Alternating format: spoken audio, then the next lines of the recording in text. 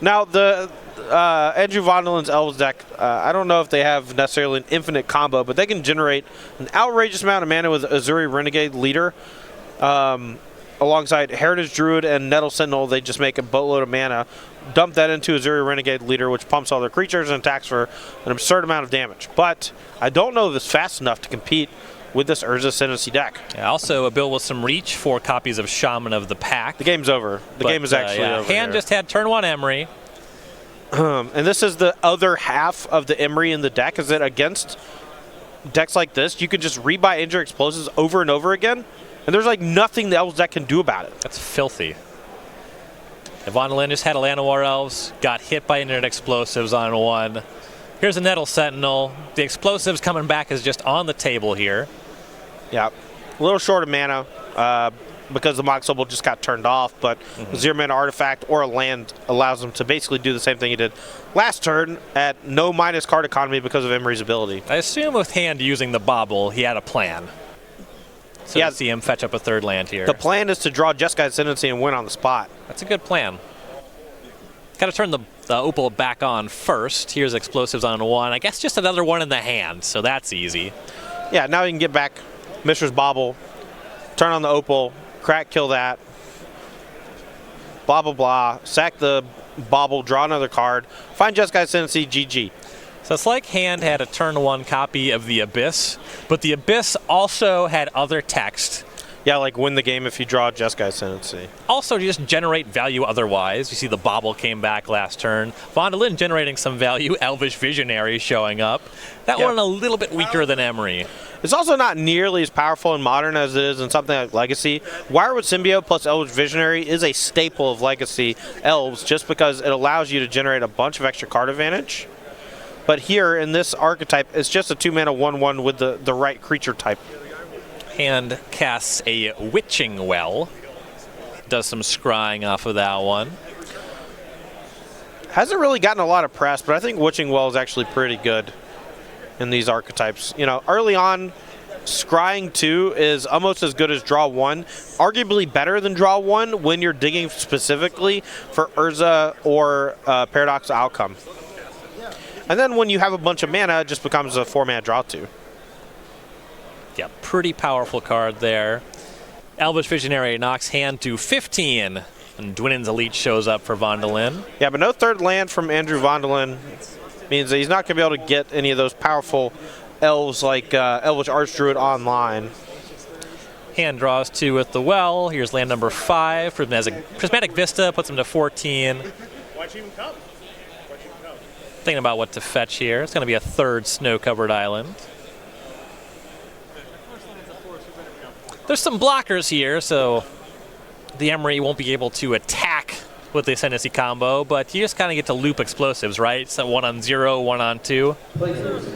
Something like that.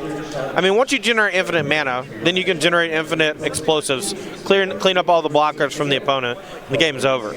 Now, we might see Dylan Hand go through a whole bunch of iterations of the combo here, just like showing his opponent what he's going to do and kind of explaining. But for the most part, once you have the Jeskai Ascendancy with the Bobble online, you get to loot your entire deck.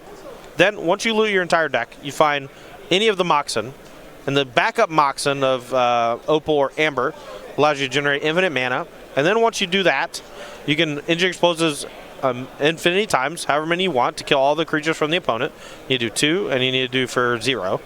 And then you attack with an infinitely large Emery. Now, you can even say the word infinite as much as you want, because Jeskai Ascendancy has a May ability on the draw. So you can say, okay, draw my entire deck, and then you have no accidental decking scenarios.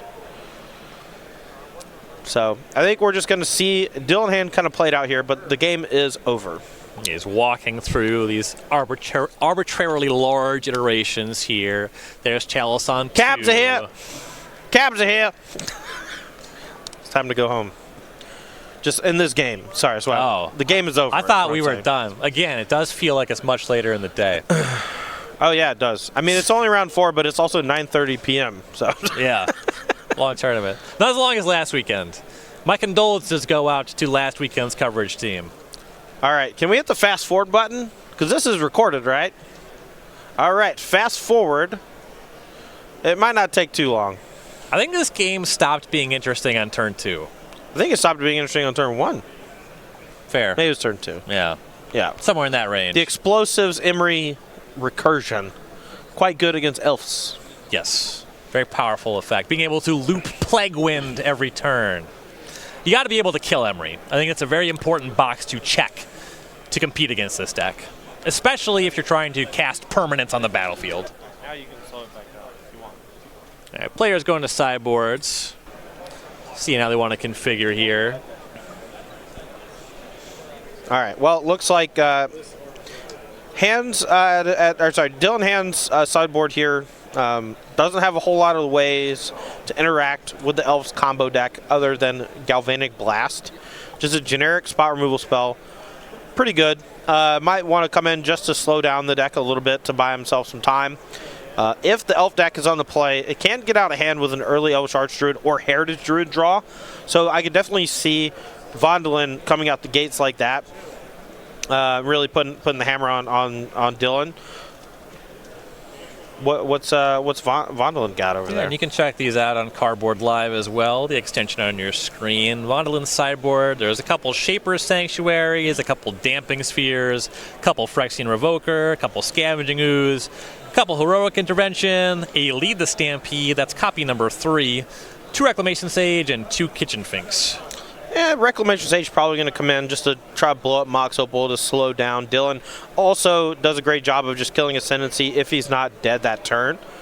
Other than that, the sideboard doesn't really feel like it's going to do a whole lot. Maybe Phyrexian Revoker naming Emery or the Mox Opal doesn't sound too bad. Damping Sphere can slow the deck down significantly, but it also puts a damper on his own deck. So I don't know if that's it's a non-bow, but it might be one of those necessary evil types of non-bows. And fortunately for a card like Damping Sphere as a hate card in this matchup, his hand just has incidental high access to Engineered Explosives. Right. Engineered Explosives is one of the reasons why Karkland Ironworks was so powerful back in the day, just because you had an answer to almost every hate card your opponent threw at you. Thalia, Garden of Thraben, okay, I'll blow it up. Gaddock Teague was the only one that really shut it down completely as far as creatures are concerned. That and Stony Silence.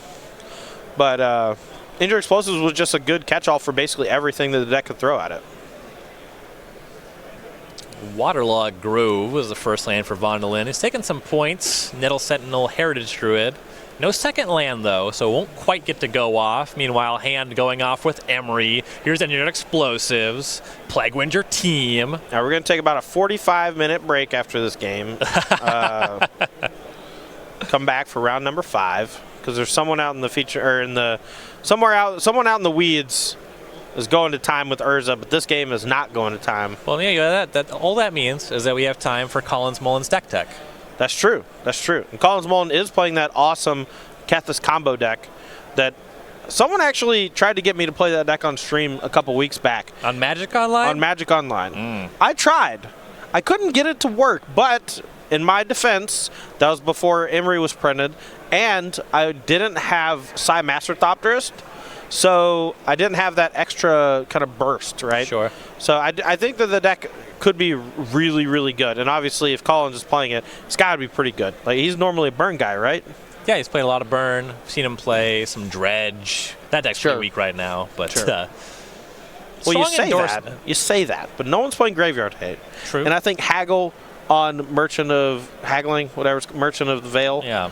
Very good card. Isn't it literally instant neonate? Yes, but don't underestimate the ability to cast it and then effectively looting every turn. So it seems bad. The turn 4 or 5 setup? Yeah. Okay. Yeah, I mean, maybe. I guess this match ended. Looks like recurring Plague Wind every turn.